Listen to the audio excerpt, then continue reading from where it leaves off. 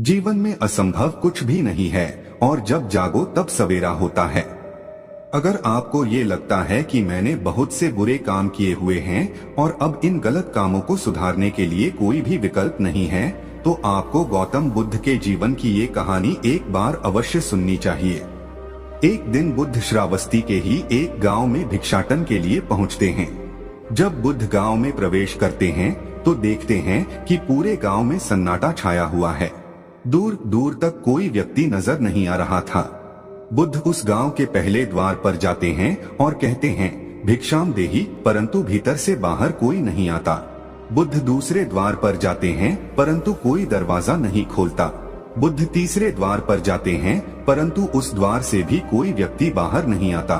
फिर अचानक से एक दरवाजा खुलता है जिसमें से एक व्यक्ति बाहर निकलता है। वो जल्दी से बुद्ध का हाथ पकड़ता और उन्हें अपने घर में ले जाता है और कहता है, क्षमा करें बुद्ध, परंतु इस समय आप बाहर नहीं जा सकते। उंगलीमाल को श्रावस्ती की सीमा पर देखा गया है। सभी गांव वाले डर के मारे अपने अपने घरों की खिड़कियां, दरवाजे बंद करके बैठे हुए हैं। बुद्ध उस व्यक्ति से पूछते हैं, कौन है ये उंगलीमाल और उससे इतना भय क्यों है? वह व्यक्ति कहता है, उंगलीमाल एक राक्षस है। उसे जो भी मनुष्य मिलता है, बच्चा, वृद्ध, स्त्री या पुरुष, यहाँ तक कि सन्यासी भी, वो किसी को भी नहीं छोड़ता। महाराज प्रसन्नजीत के सैनिक भी उससे डरते हैं। बुद्ध उस व्यक्ति से पूछते हैं, क्या वो ये सब धन के लालच में करता है? वो व्यक्ति कहता है, नहीं, धन का उसे कोई लालच नहीं है। वो जब भी किसी मनुष्य पर वार करता है तो उसकी उंगली काटकर अपने गले की माला बनाता है, इसलिए उसका नाम उंगलीमाल पड़ गया है। और यह भी सुना है कि जब उसके गले की माला में 100 उंगलियां पूरी हो जाएंगी तो उसकी विनाशक शक्तियां और भी ज्यादा बढ़ जाएंगी। बुद्ध कहते हैं, आभार आपका, जो आपने मुझे उसके बारे में बताया। फिर वो व्यक्ति बुद्ध से कहता है कि कृपा कर आप बाहर न जाइए, क्योंकि वो आप पर भी वार कर सकता है। बुद्ध कहते हैं, भय से अपनी राह छोड़ दो, ऐसा मैंने कभी नहीं किया। मुझे भिक्षा मांगता देख जन जन के हृदय में उंगलीमाल का भय कम होगा। फिर वो व्यक्ति कहता है, नहीं बुद्ध, आप मत जाइए, वो बहुत ही ज्यादा खतरनाक है।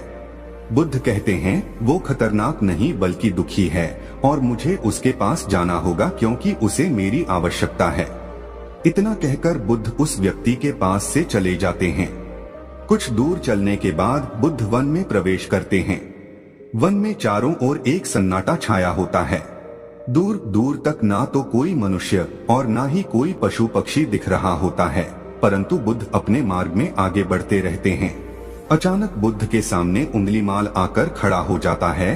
उसका रूप इतना डरावना होता है कि कोई भी व्यक्ति उसे देखकर ही भयभीत हो जाए। उसके गले में उंगलियों की माला होती है। चेहरा और हाथ रक्त से सने होते हैं और शरीर बलशाली होता है। उसका रूप इतना भयानक होता है कि किसी भी साधारण व्यक्ति के प्राण तो उसे देखते ही निकल जाएं, परंतु बुद्ध पर उंगलीमाल के इस डरावने रूप का कोई भी असर नहीं होता। बुद्ध कुछ क्षण तक एक शांत मुस्कुराहट के साथ उंगलीमाल की तरफ देखते हैं और फिर उसकी बगल से निकलकर अपने मार्ग में आगे बढ़ जाते हैं। बुद्ध को ऐसा करते देख उंगलीमाल को ये समझ नहीं आता कि उसके साथ ये हो क्या रहा है। वह मन ही मन सोचता है कि मुझे देखकर लोग या तो भाग जाते हैं या मुझे देखकर ही मर जाते हैं या फिर मुझसे अपने प्राणों की भीख मांगने लगते हैं। मैंने कई सन्यासियों को भी मारा है, परंतु मैंने आज तक कोई ऐसा व्यक्ति नहीं देखा जो मुझे नजरअंदाज करके अपने मार्ग में आगे बढ़ जाए। या तो इसने मुझ पर ध्यान नहीं दिया होगा या फिर हो सकता है कि यह देख ही ना सकता हो, परंतु मुझे इससे क्या, मुझे तो अपनी उंगलियों की माला पूरी करनी है।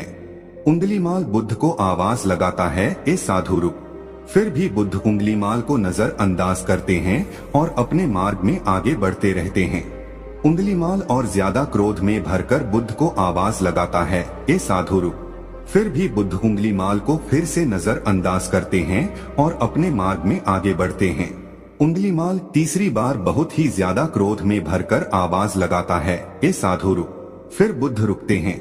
उंगलीमाल बुद्ध के पास जाता है और कहता है, मेरे आदेश देने के बाद भी तू रुका क्यों नहीं?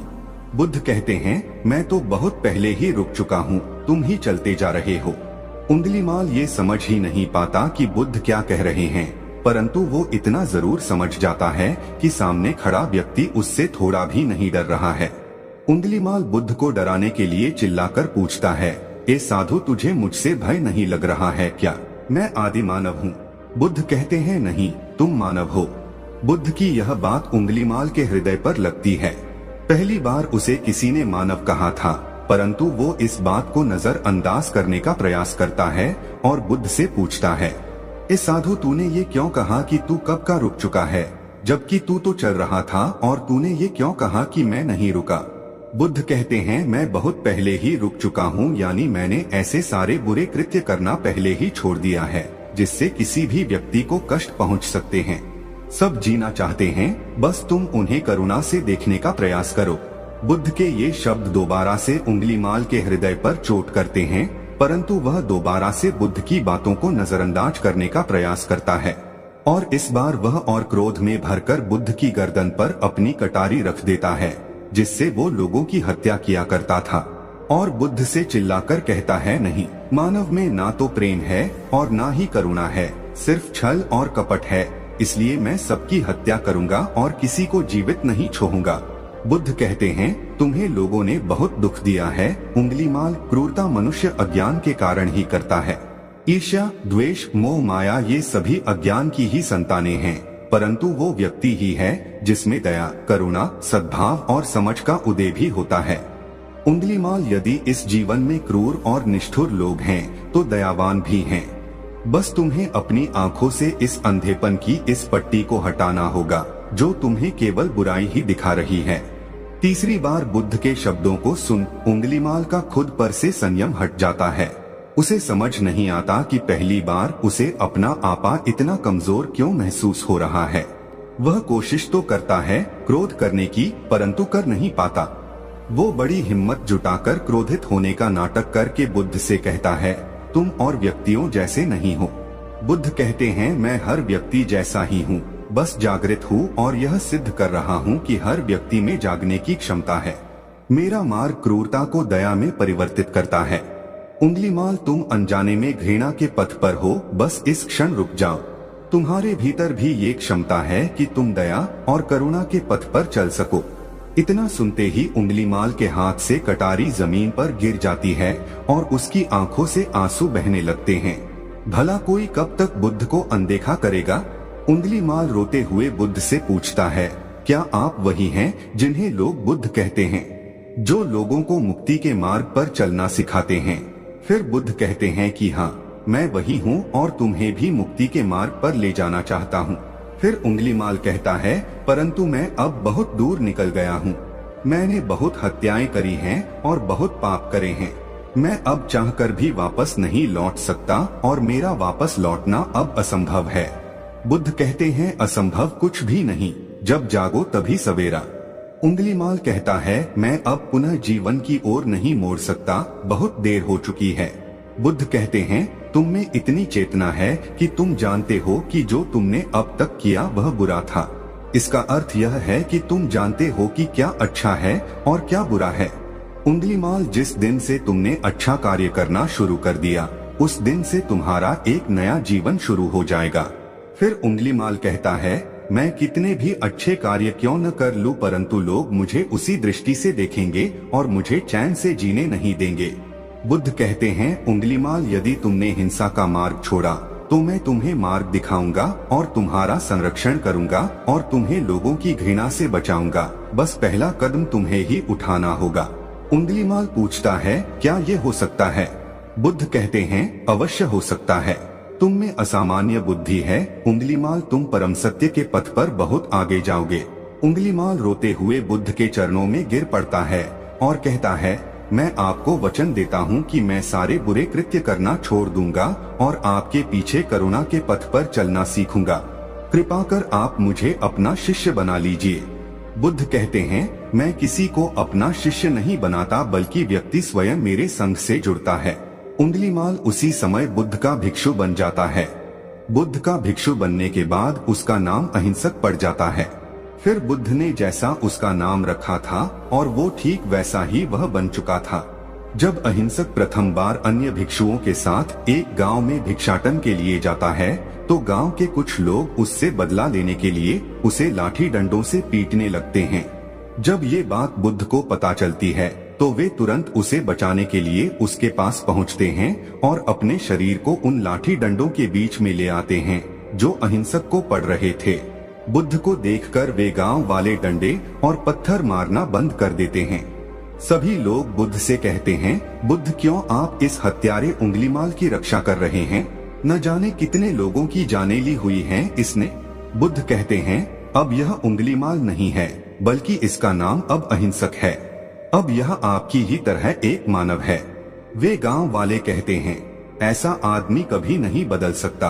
बुद्ध कहते हैं, यह बदल चुका है, बस आप सब लोग इसे अपनी पुरानी दृष्टि से देख रहे हैं। यदि यह उंगलीमाल होता तो क्या आप में से किसी में भी इतना साहस या बल होता कि कोई इसे एक उंगली भी लगा सके? ये आपका हर वार खाता रहा और क्या इसने आप पर कभी पलटकर वार किया? नहीं ना। क्या ये परिवर्तन आपको नहीं दिखा? आज इसने अपना लहू बहा से अपने सारे बुरे कृत्य धो डाले हैं। आप लोगों के द्वारा इतनी मार खाने के बाद भी इसकी आंखों में आपके लिए क्रोध नहीं है। क्या यह बदलाव आपको नहीं दिख रहा है? यह तो बदल गया, परंतु आप कब बदलोगे? इतने में ही उन गांव वालों में से एक स्त्री कहती है, यह परिवर्तन मैंने स्वयं देखा है। वो स्त्री गांव वालों से कहती है, आप में से कौन ऐसा है जो दूसरों के दुख में दुखी हो, दूसरों की पीड़ा सहन ना हो तो उसे हर प्रकार की सहायता प्रदान करे, और ऐसा इस भिक्षु ने किया है।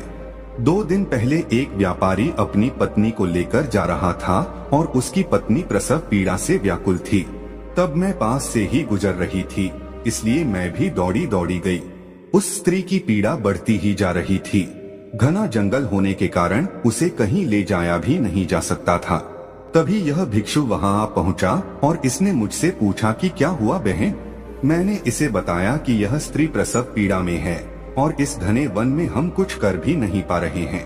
कब तक यह कष्ट भोगेगी? कहीं इसके और इसके बच्चे के प्राण ना चले जाएं। फिर इस भिक्षु ने मुझसे कहा कि ऐसा नहीं होगा, मैं अभी अपने गुरु के पास जाऊंगा, वे अवश्य ही कोई मार्ग दिखाएंगे। इतना कहकर ये भिक्षु दौड़कर वहां से चला गया। बुद्ध कहते हैं कि फिर व्यथित हो अहिंसक मेरे समक्ष आया और मेरे पैरों में गिरकर मुझसे कहने लगा, बुद्ध एक स्त्री गहन प्रसव पीड़ा में है और उसकी पीड़ा बढ़ती ही जा रही है, कहीं माँ और बच्चे को कुछ हो न जाए। ये सब सुनकर बुद्ध ने कहा कि दौड़कर जाओ और उससे कहो, बहन जिस दिन से मेरा जन्म हुआ है मैंने जानबूझकर किसी भी प्राणी को कष्ट नहीं पहुंचाया है। मेरे सत्कर्म तुम्हारा सुरक्षा कवच बने और आपकी और आपके शिशु की रक्षा करे। अहिंसक ने मुझसे कहा, परंतु यह तो असत्य होगा बुद्ध। सत्य तो यह है कि मैंने आज तक बहुत से प्राणियों को कष्ट पहुंचाया है। यदि मैंने ऐसा कहा तो वे माता और शिशु उसी क्षण प्राण त्याग देंगे। फिर बुद्ध ने कहा, तो तुरंत जाओ और उस स्त्री से कहो, बहन जिस दिन से मेरा एक नया जन्म हुआ है मैंने सभी बुरे कृत्यों को त्यागा है और उस दिन से मैंने किसी भी प्राणी को कष्ट नहीं पहुंचाया है, और मेरे सत्कर्म आपका सुरक्षा कवच बने और आपकी और आपके शिशु की रक्षा करे। फिर अहिंसक ने बुद्ध से पूछा कि क्या मेरे सत्कर्म उन्हें बचा लेंगे? बुद्ध ने कहा कि अवश्य यह तुम्हारी अपनी कमाई है, या तो तुम इसे अपने लिए बचा कर रखो या फिर किसी पराये पर खर्च कर दो। अपने कमाए सत्कर्म को किसी पराये पर न्योछावर करने से पहले अहिंसक ने एक क्षण नहीं सोचा और वो उसी समय उस स्त्री और उसके शिशु की जान बचाने के लिए वहां चला आया। वह स्त्री कहती है कि हाँ, यह भिक्षु दौड़कर वहां आया और अभी भी वो स्त्री गहन पीड़ा से जूझ रही थी। इसने अपने दोनों हाथ जोड़े और आंखें बंद करके कहने लगा, बहन जिस क्षण से मैं भिक्षु बना हूँ उस क्षण के बाद मैंने कोई भी ऐसा कृत्य नहीं किया जिससे कि किसी भी प्राणी को कष्ट पहुँचे। मेरे सत्कर्म आपके लिए सुरक्षा कवच बने, आपकी और आपके शिशु की रक्षा करें। और इतना कहते ही उस स्त्री ने अपने बच्चे को जन्म दे दिया। फिर बुद्ध कहते हैं कि दूसरों के दुख से दुखी होने वाला यह व्यक्ति अहिंसक कैसे किसी को दुख दे सकता है? यदि ये भिक्षु मन का सच्चा ना होता तो वह स्त्री कब के अपने प्राण त्याग चुकी होती। फिर अहिंसक ने बुद्ध से कहा है कि इन्हें मत रोकिए बुद्ध, इन्हें मारने दीजिए और तब तक मारने दीजिए जब तक कि इनके मन का क्रोध शांत ना हो जाए। फिर बुद्ध अहिंसक से कहते हैं, कर्म और गुणों के भंडार हो तुम, आज तुमने अपने नाम अहिंसक को सिद्ध कर दिया है। बुद्ध और उस स्त्री की बात सुन वे सभी गांव वाले कहते हैं, आप सही कह रहे हैं बुद्ध, अहिंसक बदल चुका है और हमसे ही देखने में भूल हो गई थी। इस कहानी से हमें यह सीखने को मिलता है कि लोग सोचते हैं कि उन्होंने बहुत सारे गलत काम किए हुए हैं, अब इन गलत कामों को सुधारने के लिए कोई भी विकल्प नहीं है। इस पर गौतम बुद्ध कहते हैं कि चाहे आपने अब तक कितने भी बुरे काम क्यों न किए हुए होंगे, लेकिन अगर आप एक विचार को अपने मन में लाते हैं कि अब मुझे कुछ सही करना है, तो वही विचार आपके रूपांतरण का कारण बन सकता है। पर सबसे जरूरी बात यह है कि क्या आप पहला कदम उठाने के लिए तैयार है। यह कहानी आपको कैसी लगी नीचे कमेंट बॉक्स में कमेंट करके जरूर बताएं।